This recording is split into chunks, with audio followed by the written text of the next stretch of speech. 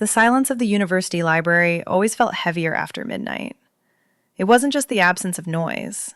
It was the weight of thousands of books pressing in, dampening the sound of the relentless rain against the tall Gothic windows. I had been staring at the same paragraph for 20 minutes, the words blurring into a headache, when I felt it. A gaze, heavy and precise, resting on me. I looked up. Across the long oak table, she was watching me. Not with the polite indifference of a fellow student, but with a focused, unnerving intensity. The air between us didn't just sit in stillness. It charged, thick with ozone and a sudden, terrifying intent. The library was a labyrinth of shadows and dust, the smell of old paper mixing with the damp wool of my sweater. I was wrestling with a complex thesis on architectural theory, muttering curses under my breath as I tried to reconcile a contradiction in the text. "You're fighting the translation," a voice said. It was smooth, low, and commanded attention without raising its volume. I looked up again. She hadn't moved, but her presence seemed to have expanded to fill the entire alcove. She tapped a manicured finger against her own book.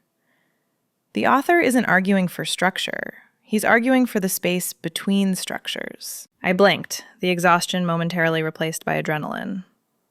That contradicts the standard interpretation, I countered, though I knew immediately she was right.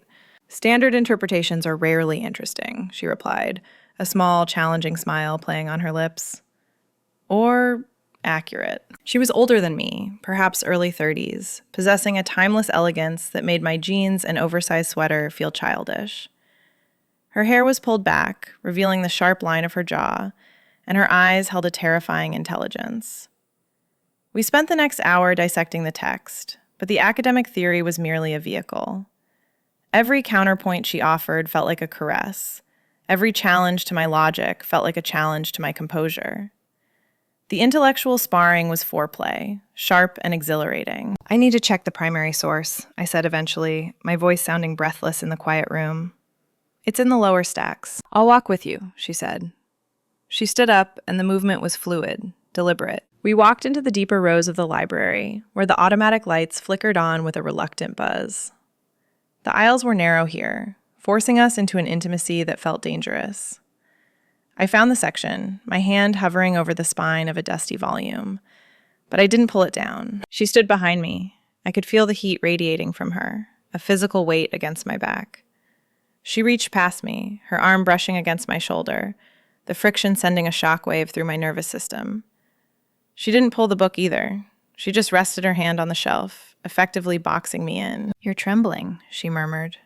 Her voice was right at my ear, dropping into a register that bypassed my brain and went straight to my pulse. "It's cold in here," I lied. "Is it?"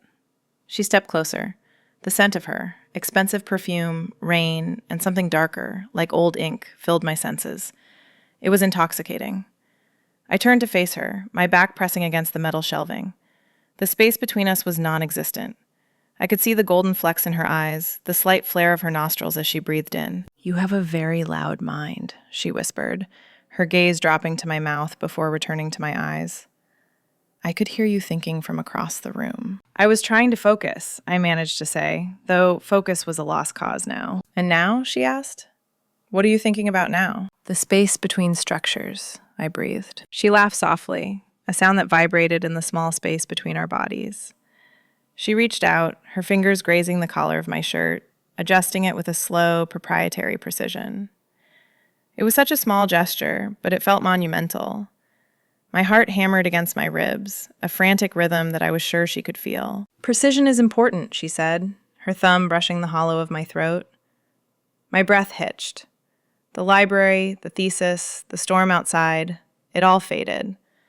There was only the heat of her skin and the terrifying realization that I wanted her to close that final inch of distance. The air was thick, charged with everything we hadn't said, everything we were about to do. The distance between us closed, inevitable and terrifying. The overhead lights flickered, the universal academic signal for go home. We migrated from the deep stacks toward the main foyer in a silence that felt louder than the storm raging outside. The transition from the narrow, intimate aisles to the cavernous, marble-floored entrance hall should have broken the tension. It didn't. It just gave the electricity between us more room to echo. The heavy oak doors were the only thing separating us from a deluge. Rain hammered against the glass like shrapnel, blurring the campus lights into watery streaks of neon. I hesitated, buttoning my coat, though I knew the thin wool was laughable against the drop in temperature. She stood beside me, unbothered by the cold or the lateness of the hour. She watched the storm with a calm sort of appreciation, as if the chaos outside was merely a backdrop arranged for her amusement. Then she turned that gaze on me. The intellectual posturing of the last hour evaporated. We weren't discussing architectural theory anymore. We were discussing the fact that my breathing had gone shallow and her eyes had darkened to the color of the wet pavement outside. "You're not prepared for this," she said softly. She wasn't talking about the weather. She stepped closer. The air thickened, heavy with what we didn't say. She reached out, her hands finding the ends of my scarf. She knotted it closer to my neck, a slow, deliberate movement that felt possessive.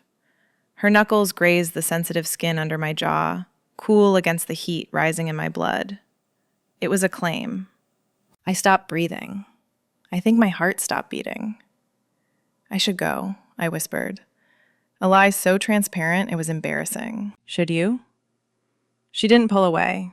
Instead, she leaned in. The scent of her, ozone, expensive wool, and something uniquely her, overwhelmed me. "I don't think you want to go anywhere." Then she moved. It wasn't a question. It was a decision. She backed me against the stone pillar, hidden from the main desk by the angle of the shadows.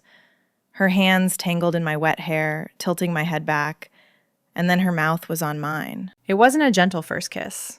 It was a starving thing, a release of tension that had been building since I first looked up across that table. I met her halfway, my hands gripping the lapels of her coat, pulling her closer until there was no air left between us. The texture of the wool was rough against my palms, a sharp contrast to the softness of her lips. She tasted of mint and dark coffee and authority. She kissed with a terrifying precision, knowing exactly how to wreck me. Her body pressed flush against mine, a solid, demanding weight that grounded me even as my head spun. I felt the sharp intake of her breath against my cheek, the low sound she made in her throat when I deepened the kiss. It was desperate. It was messy. It was the kind of kiss that ruins you for anyone else. My hands slid from her coat to her waist, holding on as if she were the only solid thing in a spinning world. The friction was electric. For a moment, the library didn't exist. There was only the heat of her skin, the pressure of her body pinning me to the stone, and the desperate, hungry rhythm of our mouths moving together. We were drowning in it, right there in the foyer. She pulled back first, but only by an inch. Her forehead rested against mine. Her breathing was ragged, matching my own. Her hands were still in my hair, her thumbs tracing the line of my cheekbones. "Tomorrow," she whispered. It sounded like a promise. It sounded like a threat. "Tomorrow," I managed to choke out. She stepped back, the loss of her warmth hitting me like a physical blow. She adjusted her coat, the mask of composure sliding back into place, though her lips were swollen. She pushed open the heavy doors and walked out into the storm without looking back. I walked home in the rain, my skin burning, completely unaware of the crash waiting for me. Morning light has a way of stripping the magic out of things, bleaching the world until it feels too sharp, too real. I woke up with the taste of her still on my tongue, a phantom sensation of mint and dark coffee that the toothpaste couldn't quite scrub away. The rain had stopped, leaving behind a Chicago sky the color of a bruised plum and a campus that smelled of wet concrete and regret. I was running late, the adrenaline from the night before having crashed into a heavy, leaden exhaustion. I skipped coffee, which was a mistake, and sprinted across the quad, dodging puddles that reflected the gray reality of the day. My first class was the Advanced Seminar in Modernist Structures. It was the crown jewel of the semester, the course that determined who got into the honors program and who didn't. Rumors about the professor had been circulating for weeks, a visiting luminary from the East Coast, brilliant, exacting, and notoriously difficult to please. I barely cared. My mind wasn't on modernism. It was stuck in the foyer of the library, replaying the way a stranger's hands had felt in my hair. I felt a secret superiority as I pushed through the double doors of the lecture hall. Everyone else here was worried about grades and syllabi. I was worried about how I was going to survive the rest of my life without finding that woman again. The lecture hall was a cavernous amphitheater, buzzing with the nervous energy of 50 overachievers. I found a seat near the middle, sliding my notebook onto the small folding desk. The fluorescent lights hummed with a headache-inducing frequency, a stark contrast to the intimate, heavy shadows of the stacks. I checked my phone. No messages. Of course not. We hadn't exchanged numbers. We hadn't even exchanged last names. Just Claire and a promise of tomorrow. I stared at the empty screen, feeling a fool's hope curdle in my stomach. Then the side door opened. The room didn't just go quiet. The silence sucked the air out of the space. It was the kind of hush reserved for royalty or executioners. The click of heels on the linoleum floor was rhythmic, precise, echoing off the tiered seating. I looked up. She walked to the podium with the same fluid, predatory grace she'd had in the library. She had traded the damp wool coat for a structured charcoal blazer that looked sharp enough to cut glass. Her hair was pinned back in a severe, elegant twist, exposing the long line of her neck. The same neck I had breathed against less than 12 hours ago. It was her. My breath caught in my throat, a physical snag that hurt. It wasn't a resemblance. It wasn't a trick of the light. It was Claire. She set her leather satchel on the desk, the sound loud in the terrified silence. She didn't look up immediately. She arranged her notes, uncapped a marker, and turned to the whiteboard behind her. In broad, slashing strokes, she wrote a name. Professor C. Vance. Professor. The word dropped into my stomach like a stone. The stranger who had pinned me against a pillar, whose mouth had devoured mine with a hunger that bordered on violence, was the visiting luminary. She was the person who held my academic future in her hands. She turned back to the room, dusting chalk from her hands. Her gaze began a slow, systematic sweep of the amphitheater. She looked bored, almost imperious, scanning faces like she was reading titles on a shelf, deciding which ones were worth pulling down. Then she reached the middle row. Her eyes locked on mine. Time didn't stop, but it certainly distorted. I saw the recognition hit her. It was a microscopic fracture in her composure, a widening of the eyes, a sudden stillness in her hands. For a heartbeat, the professor vanished, and the woman from the library was back, vulnerable, shocked, and terrified. The heat of the previous night flared between us, invisible and undeniable, bridging the distance of the lecture hall. I felt exposed, skin burning under the artificial lights. Then, just as quickly, the wall slammed down. Her expression smoothed into a mask of professional indifference so perfect it was chilling. She looked through me, past me, as if I were nothing more than empty space. "Good morning," she said. The voice was the same. That was the worst part. It was the same low, resonant timbre that had whispered tomorrow against my lips. But now, stripped of intimacy and projected to fill the hall, it sounded cold, authoritative. "I am Professor Vance," she continued, pacing slowly in front of the podium. "This course is not designed to be comfortable. It is designed to dismantle your assumptions about structure and rebuild them." She spoke about architectural integrity and the ethics of space, but every word felt like a coded message. When she talked about boundaries, I felt the ghost of her hands on my waist. When she mentioned consequences of poor design, I felt the weight of my own recklessness crushing me. I sat frozen, my pen hovering over blank paper, unable to write a single word. I was dissecting the power dynamic in real time, realizing with a sick, sinking feeling that I had crossed a line I didn't even know existed. She moved through the lecture with terrifying competence, commanding the room, owning the space. She was brilliant, she was intimidating, and she was utterly untouchable. The woman who had unraveled in my arms was gone, replaced by this monolith of academia. As the hour ended, she signaled the TAs to distribute the course materials. A stack of papers made its way down my row. I took one, my hand shaking slightly. I stared at the document. It detailed office hours, grading rubrics, and a strict code of conduct. The syllabus on my desk felt like a legal indictment. I waited 3 days. 3 days of staring at the back of her head while she wrote equations on the whiteboard. 3 days of watching her dismantle architectural theories with a cold, surgical precision that made my chest ache. The syllabus listed her office hours on Friday afternoons, a 2-hour block reserved for academic guidance. I told myself I was going there to clarify the grading rubric for the midterm.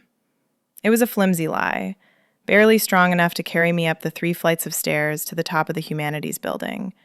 But it was all I had. Her office was at the end of a long, narrow corridor that smelled of floor wax and silence. The door was a heavy frosted glass pane, with Professor C. Vance stenciled in sharp black letters. I stared at the name for a long moment, my pulse beating a frantic rhythm against my collarbone. I knocked. "Come in," she called. Her voice was distracted, muffled by the wood. I pushed the door open.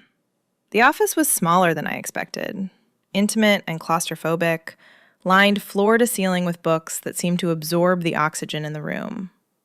A single window overlooked the gray campus, offering the only escape. Claire sat behind a massive mahogany desk, a fortress of papers and hardcovers separating us. She was writing something, her pen scratching aggressively against a notepad.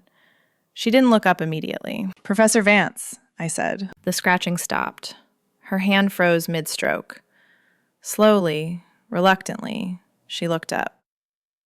The moment our eyes met, the air in the room compressed. The professional distance she'd maintained so effortlessly in the lecture hall evaporated in the small, enclosed space. I saw the recognition hit her again, raw and unflinching, followed immediately by a wall of panic. "Miss," she glanced at a class roster she clearly didn't need to check. "Miss Taylor?" "I had a question about the syllabus," I said, stepping inside and closing the door behind me. The click of the latch sounded violently loud in the quiet room. "The syllabus is comprehensive," she said, her voice tight. She set the pen down, aligning it perfectly with the edge of her notebook. "I doubt there are ambiguities." "There are a few," I countered, walking toward the desk.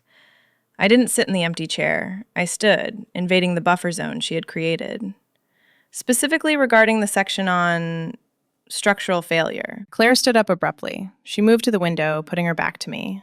It was a defensive move, a way to hide the tension I could see in the set of her shoulders. "I cannot discuss variables outside the scope of the curriculum." "So Monday night was outside the scope." She spun around. "Monday night was a mistake." "It didn't feel like a mistake," I said quietly. "It felt like precision." She flinched. It was a tiny movement, a tightening of her jaw, but I saw it.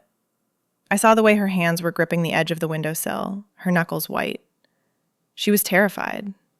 Not of me, but of the volatility of the situation. "You are a student," she said, the words coming out clipped and hard, as if she were reciting a law she hated but had to obey. "I am your professor. There is a line, a very thick, very uncrossable line, and we are on opposite sides of it. Whatever happened, whatever you think happened, it cannot happen again. It threatens everything. My tenure, your degree, the integrity of this institution." "I didn't know who you were," I said. "And you didn't know who I was. We were just 2 people in a storm." "We are not in a storm anymore," she snapped, her eyes flashing. "We are in my office, and you need to leave." She wasn't looking at me. She was looking at a point over my shoulder, refusing to engage with the reality of my presence because looking at me made the lie impossible to sustain. It made me reckless. "Look at me and tell me you don't want me to stay," I challenged. She looked at me then. The mask slipped completely. For a second, just a heartbeat, I saw the hunger again. It was raw and terrifyingly open. Her gaze dropped to my mouth, then snapped back to my eyes, filled with a desperate sort of regret. "What I want," she whispered, her voice trembling, "is irrelevant. What matters is what is permissible." She walked back to her desk, putting the barrier between us again. She picked up a heavy hardcover book, something on brutalist theory. "Read this. It covers the foundational concepts you'll need for the first paper. Take it and go." She held it out across the desk. I reached for it. Our fingers didn't just brush, they collided. The contact was electric, a sudden jolt that made both of us gasp. I didn't pull back, neither did she. Her hand was shaking. I could feel the tremor against my skin, a physical manifestation of the war she was fighting. We stood there, connected by the spine of a book about structural integrity, while our own defenses crumbled. "Claire," I breathed. She snatched her hand back as if burned. "Professor Vance," she corrected, though her voice lacked any real authority. It was a plea, not a command. "Please, just take the book." I took the book. The weight of it felt significant, like a stone in my gut. I turned to leave, my hand on the doorknob. "The grading rubric," she said suddenly, stopping me. "For the midterm. It's strict. I expect excellence." I looked back. She was staring at her hands, composing herself, rebuilding the walls, brick by brick. "I know," I said. "I'm a quick study." She walked over to open the door for me, ushering me out. She opened the door to let me out, but she didn't move out of the way immediately. The weeks that followed were a masterclass in repression. We fell into an agonizing routine, a choreographed dance of avoidance performed in the plain sight of 300 other students. In the lecture hall, she was a monolith of professional distance. She lectured on the Bauhaus movement and structural integrity with a voice that was cool, crisp, and completely devoid of the heat that I knew lived just beneath the surface. I sat in the third row, dissecting her syllabus like it was a love letter, looking for hidden meanings in the reading list, reading her handwritten comments on my essays as if they were secret codes. She graded me harder than anyone else. I knew this because I compared papers with the guy sitting next to me. Where he got a good analysis for a half-baked paragraph, I got paragraphs of red ink, dismantling my arguments, challenging my logic, demanding more. It was frustrating, but it was also its own twisted form of intimacy. She wasn't ignoring me. She was watching me closer than anyone else. She was pushing me, demanding excellence because she refused to let me be anything less than brilliant. It was a rigorous, exhausting kind of courtship, conducted entirely in the margins of academic papers. Then came the semester project. It was a massive undertaking, a design proposal for a theoretical public space that required an independent advisor. I assumed I'd be pawned off on a teaching assistant. Instead, I received a formal email notification. Advisor assigned, Professor C. Vance. She scheduled our first review session not in her office, that small, book-lined box where we had almost imploded, but in the campus greenhouse. She claimed it was because the architecture of the glass structure was relevant to my proposal on organic transparency. I knew it was because her office felt too much like a cage we might not escape from a second time. The greenhouse was a humid, silent world of its own, smelling of damp loam, crushed leaves, and the heavy, sweet scent of orchids. It was late afternoon, and the condensation on the high glass panes turned the sunlight into a diffused, milky glow. I found her by the ferns, studying a complex root system with the same intensity she applied to blueprints. "You're late," she said, without turning around. "I'm on time," I corrected, setting my portfolio on a potting table. "You're early." She turned then, and the humidity had done what the lecture hall couldn't. It had softened her. A stray lock of hair had escaped her severe pin, curling against her neck. Her blazer was draped over a bench, leaving her in a silk blouse that clung slightly to her skin in the damp heat. "Show me the draft," she commanded. I unrolled the large sheets of vellum. For 20 minutes, she tore my work apart. She didn't look at me. She looked at the lines, the calculations, the structural load estimates. Her finger traced the graphite sketches, pointing out weaknesses I hadn't seen, forcing me to defend every choice. It was brutal intellectual combat, and my blood was singing with it. "Here," she said, her voice dropping an octave. "You're hedging your bets." She moved around the table, stepping behind me to reach a detail in the center of the drawing. The air in the greenhouse suddenly felt very thin. She leaned over my shoulder, her arm extending to point at the paper, effectively trapping me between her body and the table. I could feel the heat radiating from her, a solid wall of warmth against my back. "You've designed the support to look invisible," she murmured, her mouth inches from my ear. "But it's too fragile. If you apply real pressure here," her finger pressed down on the paper, hard, "the whole thing collapses." I couldn't look at the paper. I was hyper-aware of her breath ghosting over the sensitive skin of my neck, the scent of her perfume mixing with the humid earth, the way her chest brushed my shoulder blade as she leaned further in. It was a voice coaching moment, a correction of technique, that felt incredibly, devastatingly intimate. She was teaching me, yes, but she was also surrounding me. "I can reinforce it," I whispered. My voice shook. Then do it, she said. She didn't pull back. Stop being afraid of the weight. Structure is about managing tension, not avoiding it. I turned my head. It was a mistake. She was right there. Her face was so close I could see the gold flecks in her irises, the slight dilation of her pupils. For a second, the professor was gone. There was only Claire, breathing hard in the humidity, her eyes dropping to my lips with a hunger she couldn't hide. She looked terrified and starving all at once. We stayed frozen like that, suspended in the heavy, wet air, the tension between us a physical thing that threatened to snap the glass panes above us. She wanted to bridge the gap. I could see the muscles in her throat work as she swallowed. Then she blinked. The mask slammed back into place, though it was crooked now. She straightened up, putting a safe 3 feet of distance between us, smoothing her silk blouse with trembling hands. Fix the support structure, she said, her voice rough. We'll review it next week. The humidity in the greenhouse wasn't the only thing making it hard to breathe. The department gala was technically an honor, a mandatory social ritual for top-tier students to mingle with faculty and donors. But it felt more like a hostage situation in formal wear. The venue was a local art gallery downtown, a cavernous industrial space with exposed brick walls, aggressive abstract paintings, and lighting so dim it felt conspiratorial. The air was thick with the cloying scent of expensive cologne, warm white wine, and the desperate ambition of 100 academics trying to secure tenure or funding. I stood near a sculpture that looked like twisted rebar, clutching a plastic cup of Merlot that tasted like vinegar. I was wearing a black dress that I'd bought specifically for this night. Simple, backless, and far more daring than my usual library attire. I told myself I wore it for confidence. The truth was, I wore it for her. Claire was across the room, standing in a circle of department heads and wealthy alumni. She was devastating.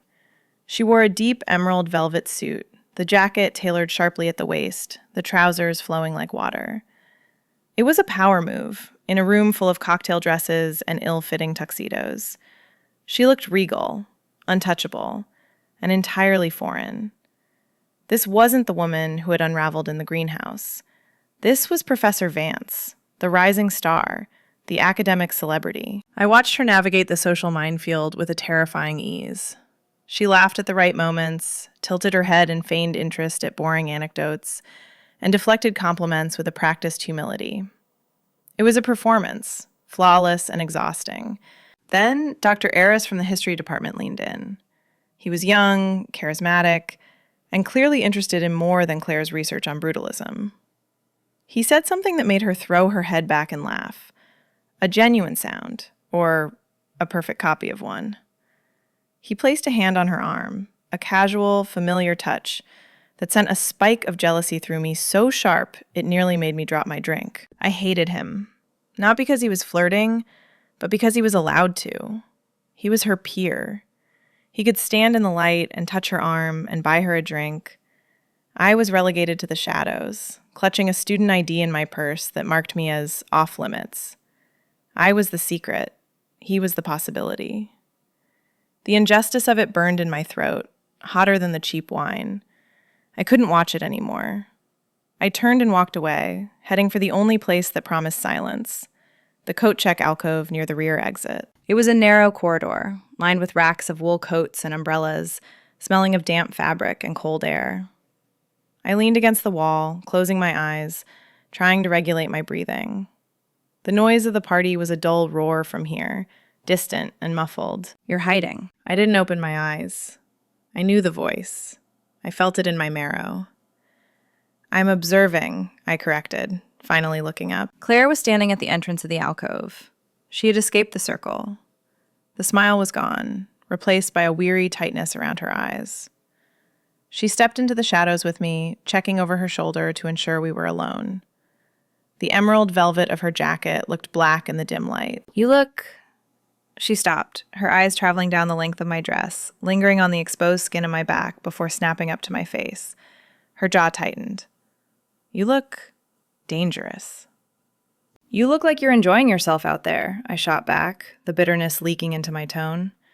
Dr. Aris certainly thinks so. Claire let out a short, harsh breath. She moved closer, invading my space with that familiar magnetic pull. Dr. Eris is a bore who thinks structural integrity is a metaphor for his ego. I am performing, Maya. That is what tonight is, a performance. I hate it, I whispered. I hate watching them look at you. I hate pretending I don't know what you taste like. The admission hung in the cold air between us. Claire let out a shaky breath, her composure cracking to reveal the desperate longing underneath.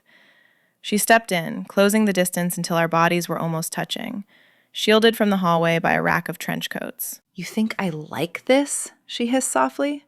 You think I don't want to burn this entire gallery down every time I have to look at you and walk away? She reached out. She didn't touch my arm or my face, places that could be seen if someone walked by. Instead, her hand slid around my waist, slipping under the open back of my dress.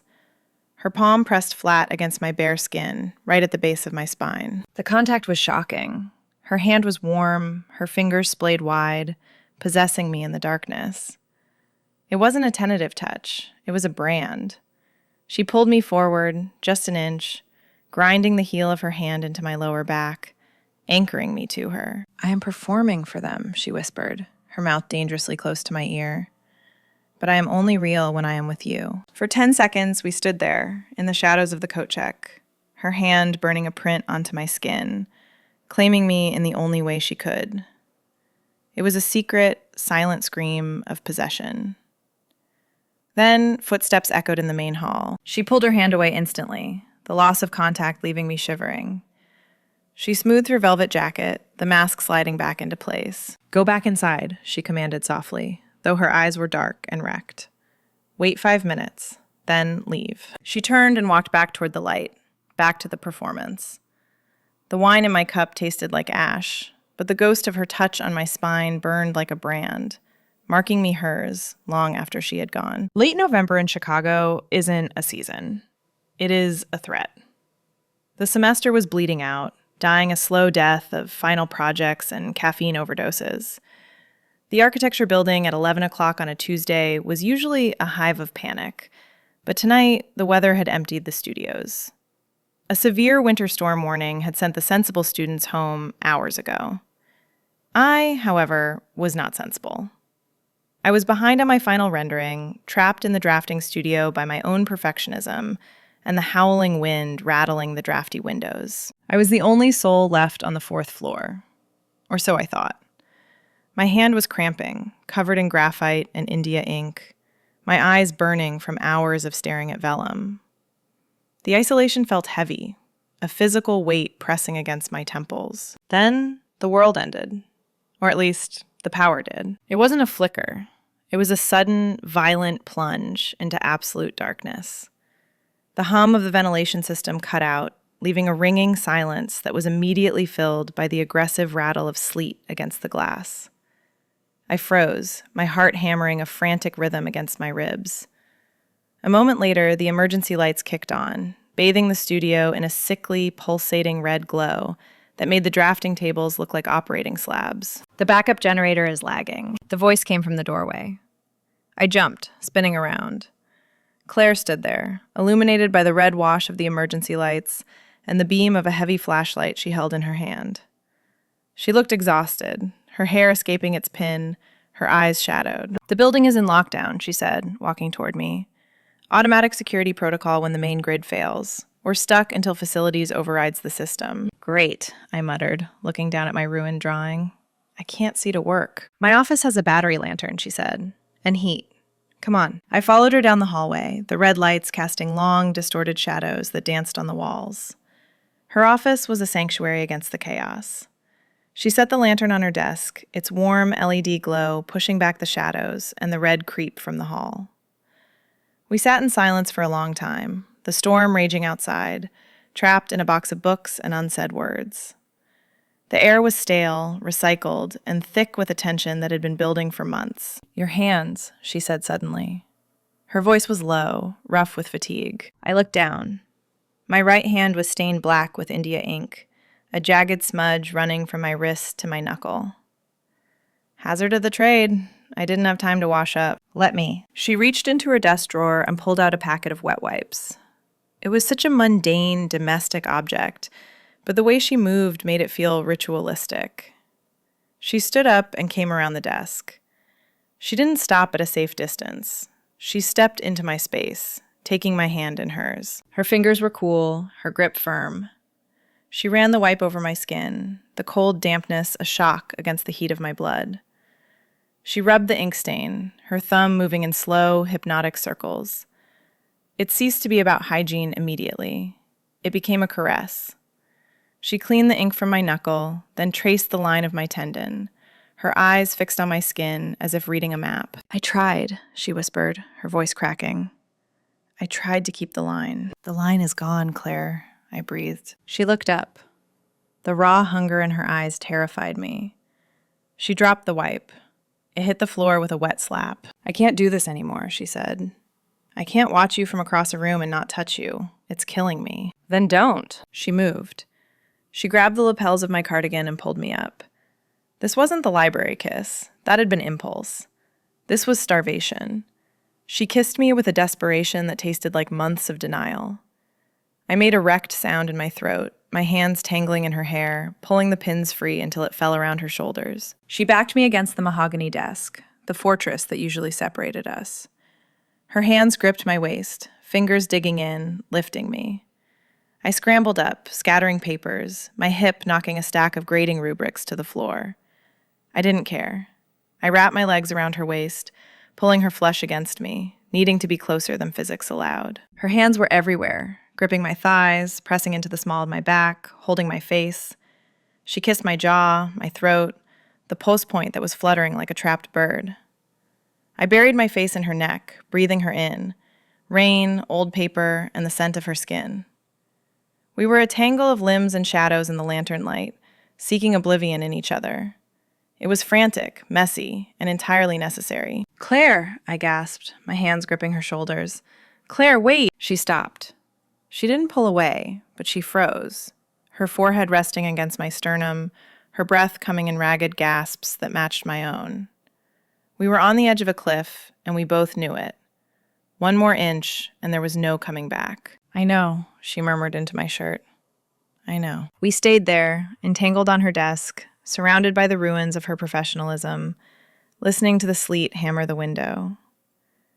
The silence after we pulled apart was louder than the storm outside. The return of the main power grid was violent in its banality. One moment we were suspended in the red-hued purgatory of the emergency lights, breathing the same air, existing in a world composed entirely of sensation.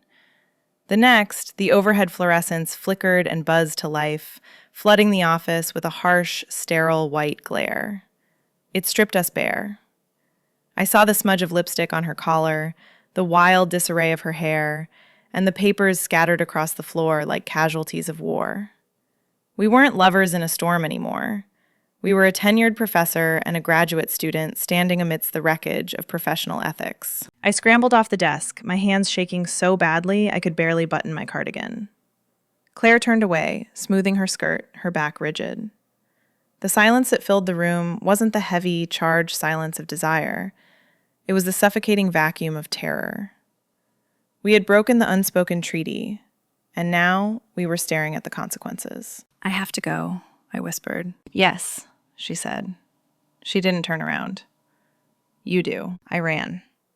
I didn't stop running until I was inside my apartment, door locked, back pressed against the wood. But safety was an illusion. In the quiet of my room, the adrenaline crashed, leaving behind a cold, lucid clarity. I replayed the scene, her hands, my desperation, the undeniable fact that we had shattered the rules. The realization hit me, heavy and nauseating.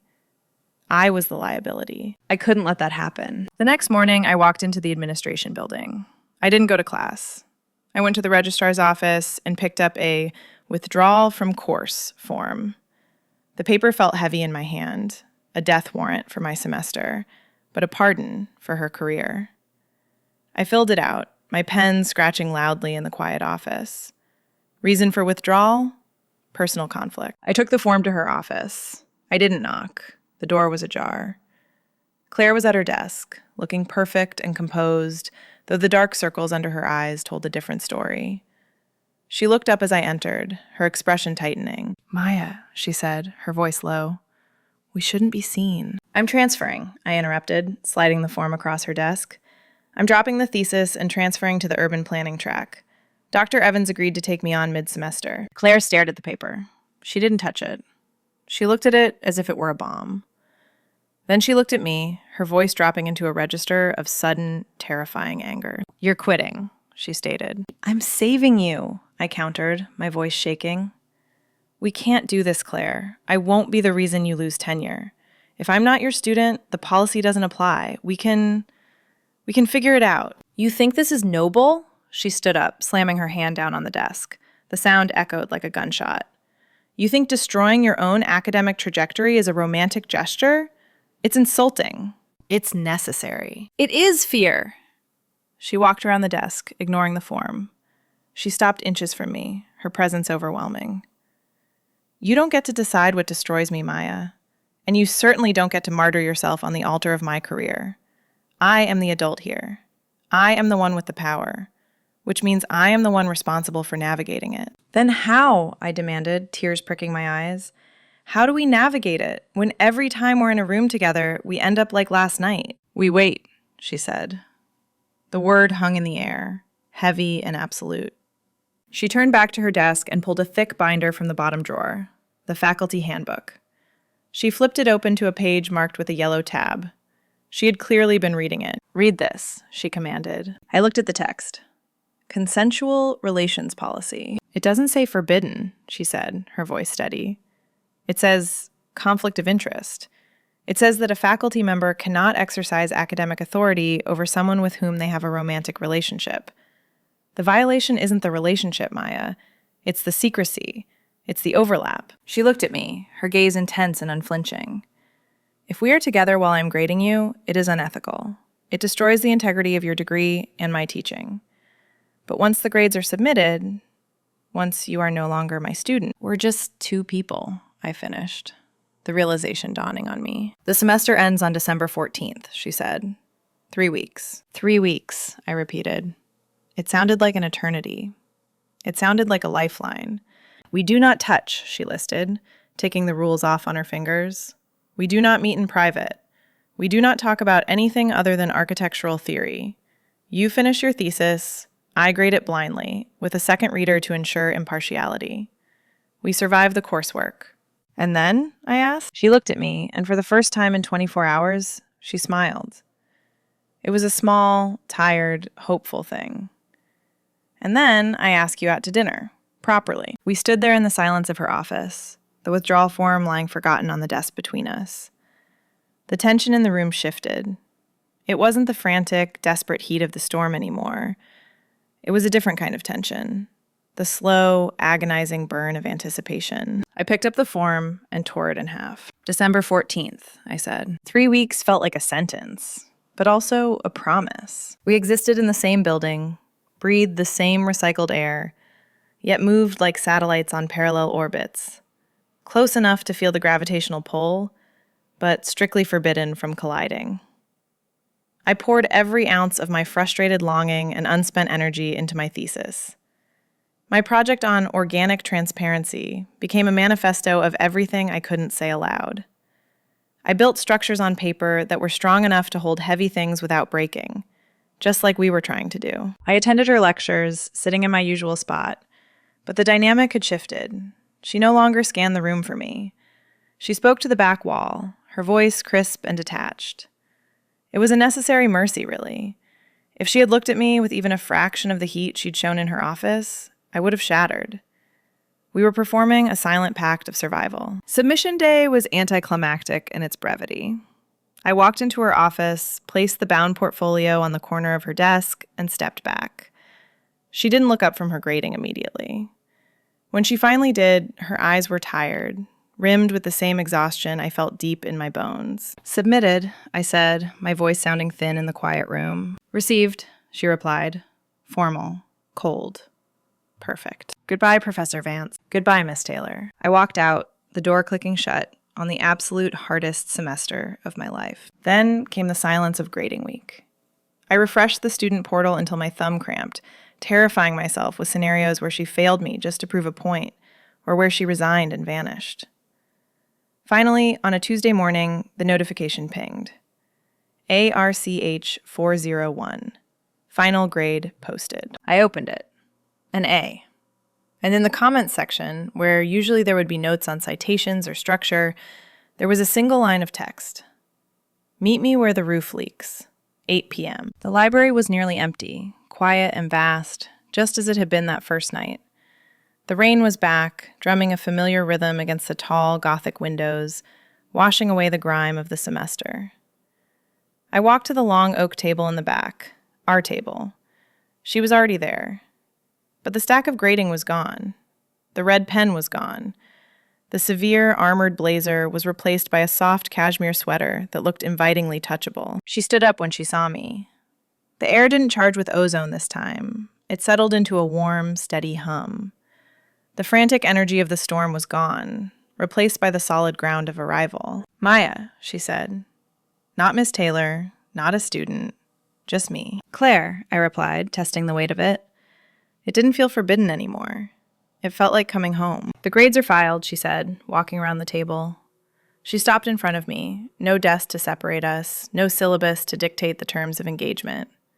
"The semester is officially closed." "And the policy?" I asked, my heart doing a slow, heavy thud against my ribs. "Irrelevant," she answered. "You're not my student. You're just a brilliant woman I've been dying to take to dinner for 3 months." She reached out. This time, there was no hesitation. No trembling fear of discovery. She took my hand, interlacing her fingers with mine. The contact was grounding, a promise kept. "I made a reservation," she said, a playful smile touching her lips that took years off her face. "Italian, somewhere quiet, with terrible lighting and excellent wine. Unless you have more studying to do." "I think I'm done with studying," I said, squeezing her hand, feeling the answering pressure. "I'm ready for the practical application." The rain against the glass sounded different this time, like a rhythm we could finally dance to. We walked out of the library together, pushing into the cool night air. We didn't hide in the shadows or look over our shoulders. We just walked, hands brushing openly for the first time, electric and real. The study session was never just about the books. It was the start of a much more complex lesson. If you've ever found clarity in the places you weren't supposed to look, subscribe for more stories like this.